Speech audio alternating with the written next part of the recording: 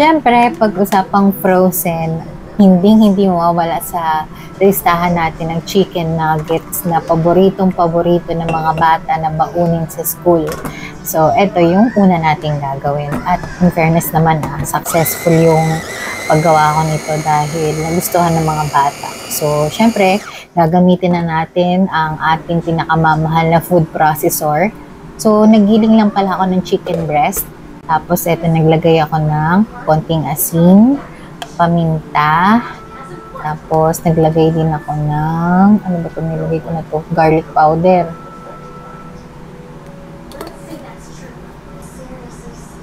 Ito naman ay onion powder. Pagkatapos, naglagay din ako ng konting paprika. Tapos, ano ba yun? Hindi ko makita, nakaharang yung kamay. Egg. Yan. Tapos, ano to? Breadcrumbs. Hindi matandaan yung recipe. Breadcrumbs. Yan. Tapos, i-mix-mix lang ulit natin. Naglagay din pala ako ng sugar pero hindi white sugar yung ginamit ko. Yung wash sugar. Tapos, ayan, bibilog-bilugin lang natin. Iwan ko kung tama itong mga pinagagawa ko. Pero, masarap siya guys, in fairness. Yan. Tapos, isa-shape lang natin siya na magmukha siyang chicken nuggets. Hayaan nyo kung hindi perfect yung shape. Kasi mas ano nga yun parang wow, homemade. Yeah, organic, natural. Diba? Kapag yung shape niya ay hindi parang manufactured sa factory. Gawang ano yan, kamay ni Mrs. Kat. Yan, so, yun. Gawa lang kayo ng kung ilan yung magkakasya.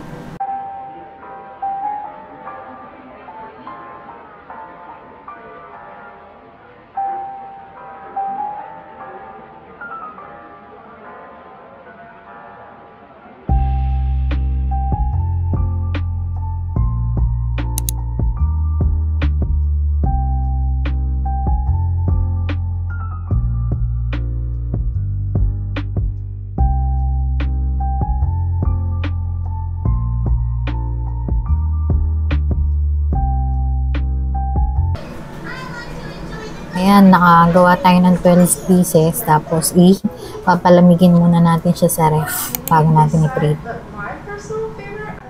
Mga 30 minutes or 1 hour ko ata siyang pinalamig. Tapos, ayan, i-coat lang natin siya. Gumamit lang ako dyan ng flour, asin, tsaka konting paminta. Tapos, mix-mix lang ulit. Tansya-tansya lang ulit kasi nga, ayun, ganun ako magluto eh. Tapos, yan, egg. Coat lang natin sa egg. Tapos yung pinakauling step ay breadcrumbs. Tapos make sure na kapag kinut nyo siya ng breadcrumbs ay hindi sobrang kapal. Hindi yung parang pang tonkatsu. Dapat makover lang siya ng konti ng isang manipis na layer lang ng breadcrumbs.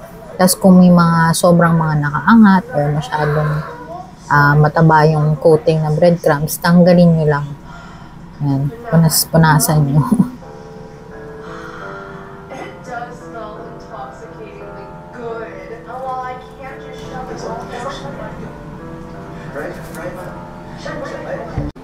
Sinubukan ko muna siyang iluto sa air fryer. Pwede naman kasi talaga kaso hindi tama yung temperature ko kaya nisip ko, mas mabilis, prito na lang. Pero mas mabilis din talaga at mas okay sana sa air fryer kaso ewan ko ba, mali yung temperature na naset ko. Kaya ayun, sinalang ko na yung iba, yung second batch dito sa prito. Olive oil naman yung gamit ko eh. Nuts. So ayan.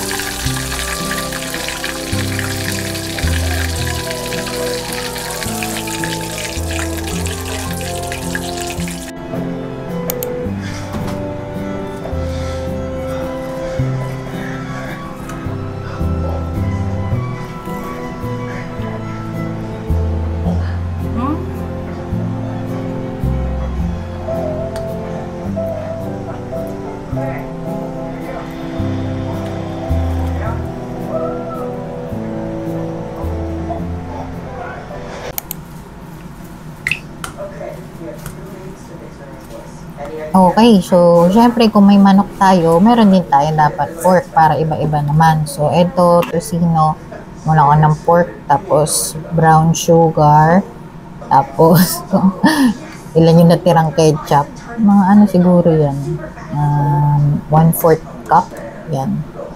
Tapos, ginawa ko pa yung ano nilagyan ko ng konting tubig. Tapos, shake ko yung bote para masimot yung ketchup. Tapos, ito, garlic powder ulit. Tapos, meron tayong paminta. Ang tip ko lang pala dito sa ginawa kong tocino, ito naman pineapple juice.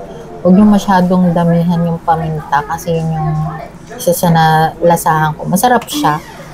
Pero, parang mas gusto ko mas maraming sugar. Tapos ito, ayun, patis yun, patis. Mas maraming sugar, tapos mas konti yung paminta. Kasi medyo parang nag-spicy siya sa dami ng paminta. Pero okay pa rin naman yung lasa. Ito, masarap din to. Paborito ko din tong i-partner sa garlic rice. Diba? Pag umaga. Ay, nakakatakam naman talaga. Tapos ayun, as usual, hindi natin niluluto agad at i-freezer natin mga 24 hours sa araw.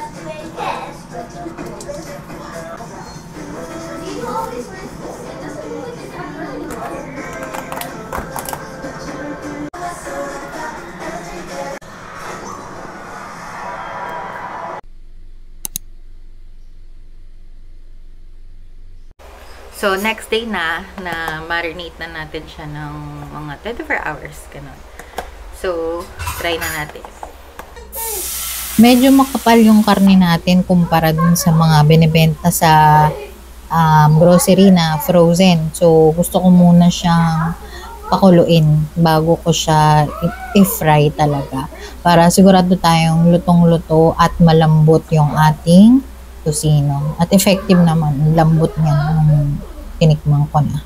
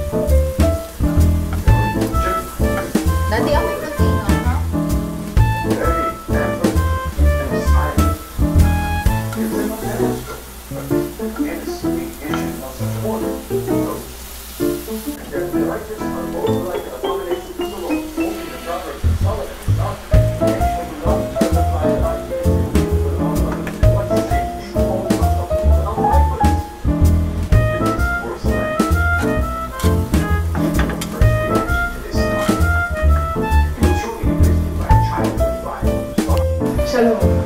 Sino?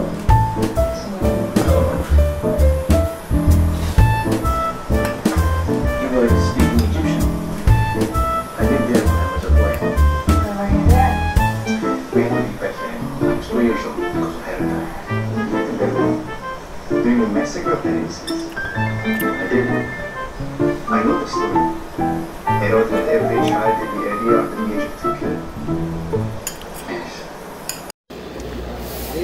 Nag-grocery na kami kasi naubos na yung mga stock namin ng karne. At ang madalas namin binibiling madami ay chicken breast. Napaproud nga ako sa aming mag-asawa kasi dati puro frozen ng laman ng freezer namin. Ngayon, ganyan na siya, mga karne talaga. Tapos kami na gumagawa. Linis muna tayo sa ating station bago tayo magsimula para siguradong okay. Tapos, ito na yung ating chicken breast na fillet. Tapos, usually diretso ko na siyang sinasalang dun sa food processor. Pero ito kasi may mga nakapaa akong mga buto. Kaya tinanggal ko. Nag-opera pa ako niyan. Nag-surgery pa ako. Tinanggal ko yung buto na natira. Tapos, chinap-chop ko na din para siguradong mas madali ang paggiling sa food processor. kung sa mga company may employee of the month, dito sa bahay namin mayroong appliance of the month eh. Itong food processor, gamit na gamit talaga to sa amin ngayon. Para dito sa luncheon meat, umpisahan natin lagyan ng patis. At oo nga pala, make sure na sobrang giling talaga niya. Yung karne kasi nga para mas compact siya kapag ginawa na natin siyang luncheon meat. So after ay naglagay ako nitong white pepper. Dami ko ng mga ganyan ngayon. Parang naging collection ka na yung mga spices. Dati asin, toyo, suka lang ako eh. Pero ngayon may mga ganyan-ganyan. May mga parsley. Ganyan. Dati meron pang Italian seasoning. Tapos ito, maglalagay tayo ulit ng washed sugar. Yan.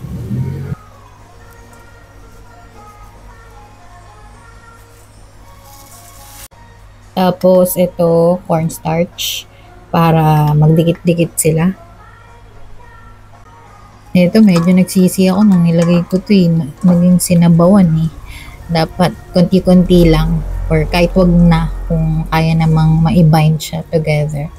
Pagkatapos ito, yan, dami tubig. So, ginawa ko, ano ko muna yung tubig. Tinanggal ko yung tubig. Tapos, nagdagdag ulit ako ng ingredients. Pero, bahala na. Siguro mag-okay naman yung lasa. Ang pinang magpapasarap talaga dyan ay yung kamay natin. Hindi. Make sure lang na malinis yung kamay sa pag-mix-mix. Tapos, alagay ko siya dito sa, ano tawag ba dito? Sa parang aluminum tray. Sheet. Basta yan. Alam niyo naman yan, di ba?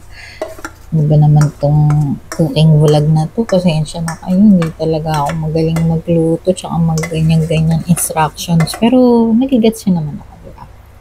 Kasi yan, i-flat nyo lang, siksikin nyo para, parang sa sa maling. Diba, pagkabukas mo talagang siksik siya, tapos ika-can opener mo, diba, parang isang buo siya pagbagsak. Ganun.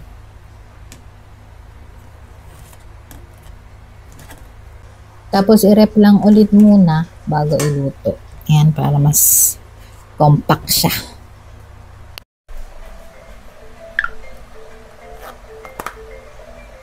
Kinabukasan na natin iluluto yung luncheon meat. Tapos, ito naman, gagawa tayo ng longganisa habang sinisipag pa ako. So, ang gagamitin naman natin dito ay pork cuts din. Tapos, ayun, kapag nagiling na natin, lagyan din natin ng garlic powder. Yan. Tansya-tansya na naman ang recipe natin. At huwag niyo akong gagayahin pa. Ang mga professional lang ang gumagawa nito. So, ayan. Ano ba to? Wash sugar. Tapos, konting toyo. At konting suka.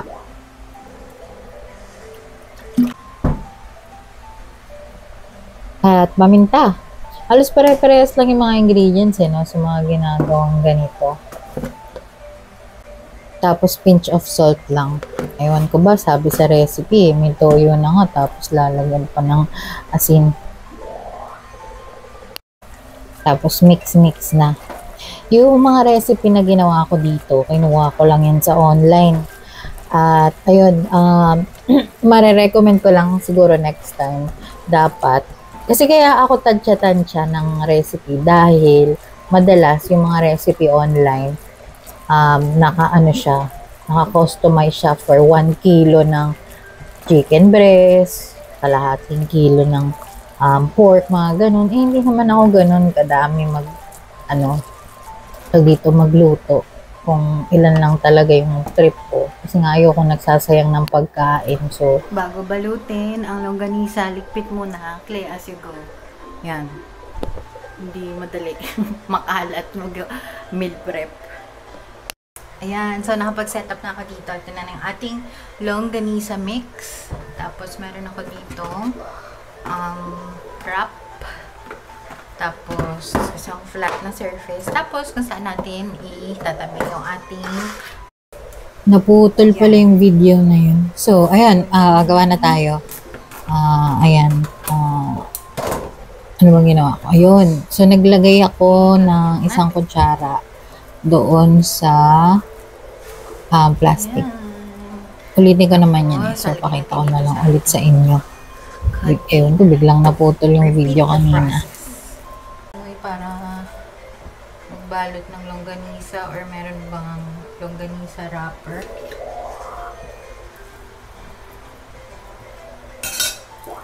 Try ko next time parchment. Wala kasi yung parchment paper ngayon. Yes. Konting plastic na.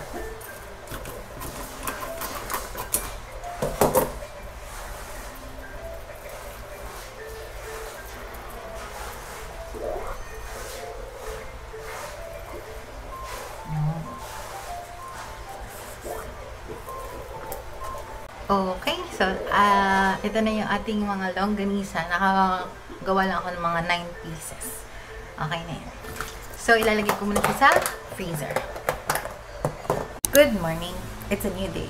So, maya-maya ay iluluto na natin. Susubukan natin, titikman natin ang ating luncheon meat at ang ating longganisa. Pero bago yan, meron akong sasabihin sa iyo. Mark chapter 1, verse 16. And the scribes of the Pharisees, when they saw that he was eating with sinners and tax collectors, said to his disciples, "Why does he eat with tax collectors and sinners?" And when Jesus heard it, he said to them, "Those who are well have no need of a physician, but those who are sick, I came not to call the righteous, but sinners." Jesus is saying that his purpose is to heal and save those who are lost and acknowledge their need of Him. Tcharan! Ito na yung ating luncheon meat. So, nakasalang na yung ating boiling water. At tanggalin ko lang to. Yung iba gusto nila tong ini-steam with the plastic. Ako kasi parang ayokong pag-init ng pagkain na may plastic. So, tinanggal ko yung plastic. Sana mag-work. Yan. I-steam lang natin siya. And then, yan.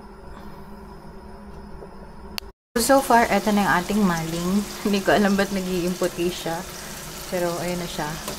Tapos, so patayin ka na yung apoy. Tapos, palalamigin natin siya bago natin siya iprito.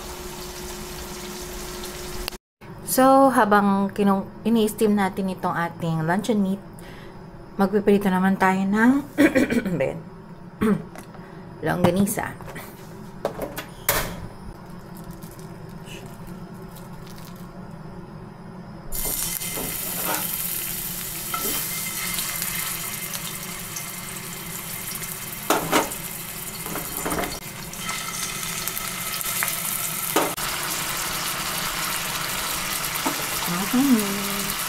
Naaamoy ko na siya.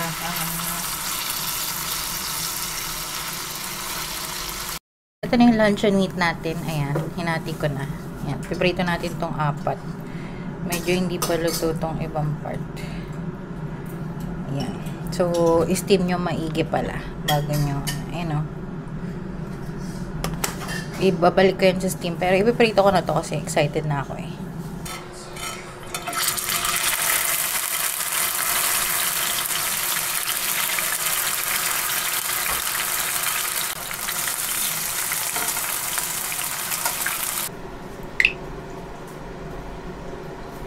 Longganisa, garlic rice. So, try natin. So, magkakamay tayo.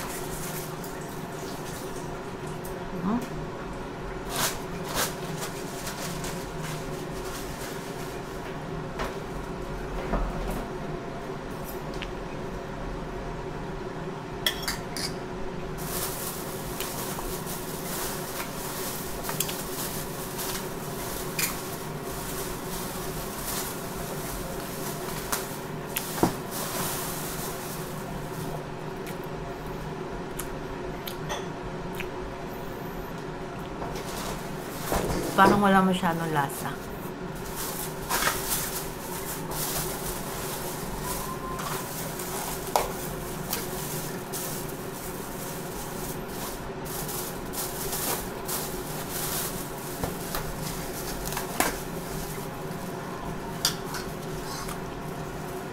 Try natin yung iba. Ito.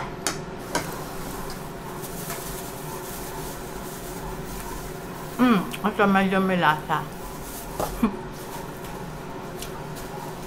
Kailangan siguro haluin mo talaga siya maigi.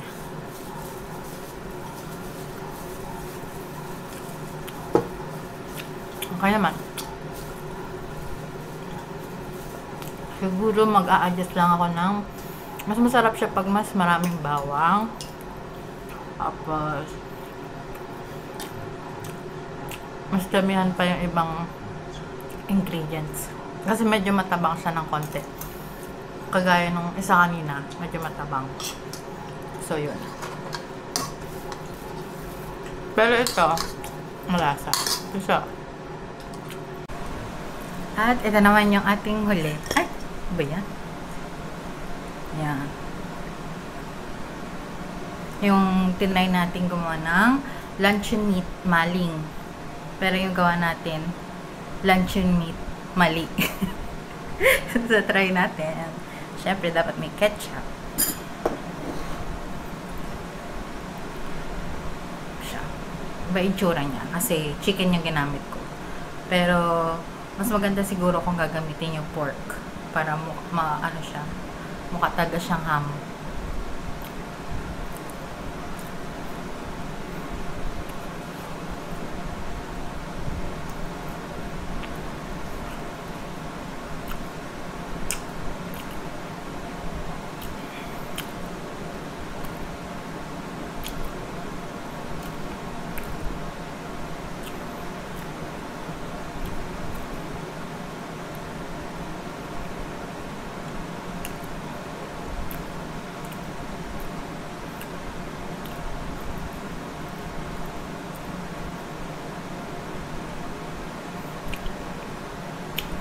Ito, hindi siya lasang maling na maling. Para siyang karne na, kasi karne naman talaga siya, na hindi ko masabi. Pero,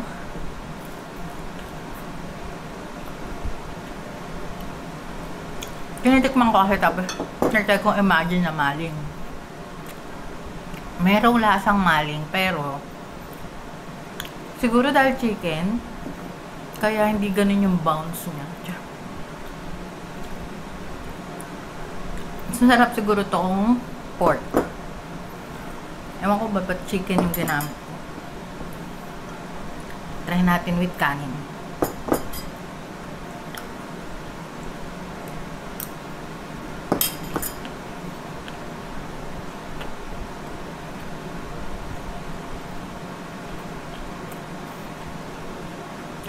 I think okay naman siya. Hindi nga nasa yung kagaya ng maling na parang may something na siksik eh. Ganun. Pero masarap siya. Yung lasa masarap.